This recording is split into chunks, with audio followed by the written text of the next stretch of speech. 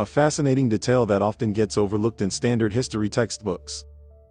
It taps into one of the most intriguing debates in pre-Columbian history, the possibility of African presence in the Americas before 1492. While mainstream academia generally views Columbus's arrival as the definitive first contact, after the Norse, Columbus's own logs and subsequent Spanish accounts provide some puzzling clues. The evidence from the journals and the journals of his second voyage, Columbus recorded several observations regarding these black traders. The Guanine gold. The Taino people told Columbus about people from the south and east who brought a gold alloy they call guanine. Chemical analysis. When Columbus sent samples of this gold back to Spain for assaying, it was found to be a specific alloy of gold, silver, and copper. Interestingly, this composition was nearly identical to the gold alloys being produced in West Africa, specifically Guinea, at the time. Spearheads. The Taino also described spears tipped with this metal, which matched the style and metallurgy of West African weaponry. Related historical theories. The idea that West Africans, specifically from the Mali Empire, reached the Americas isn't just based on Columbus's notes. Abubakar II. Oral traditions in Mali tell of Mansa Musa's predecessor, Abubakar II, who reportedly abdicated his throne in 1311 to lead an expedition of 2,000 ships across the Atlantic. Balboa's account.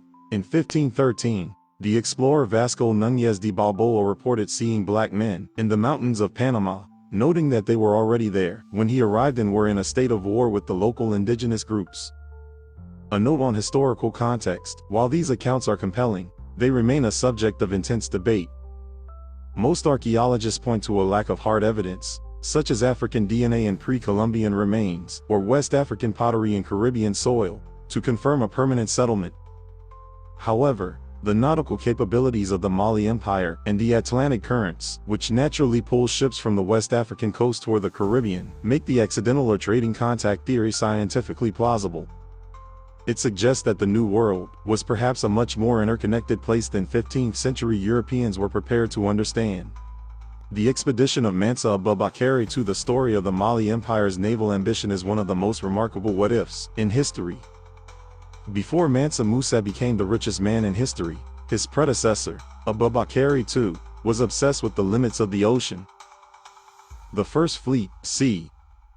1310, he sent 400 ships to find the edge of the Atlantic.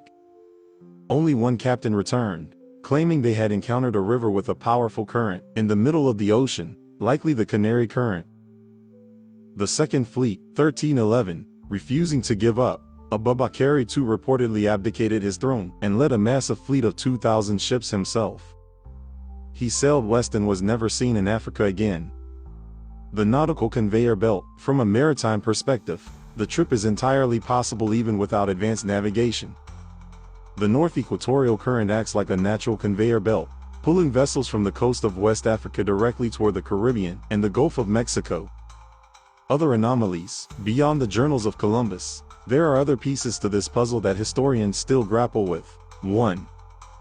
Botanical evidence. The presence of the bottle gourd, Lagenaria cicerorea, in the Americas, a plant native to Africa, suggests it may have been transported by humans across the Atlantic.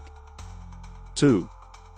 Linguistic links. Researchers have noted hundreds of loanwords in indigenous Caribbean and Mesoamerican languages that share roots with Mandinka and Arabic, the language of the Mali Empire's court. The lack of official recognition for these voyages often stems from the fact that they were likely trading missions or migrations rather than conquests, leaving a smaller archaeological footprint than the later Spanish arrival.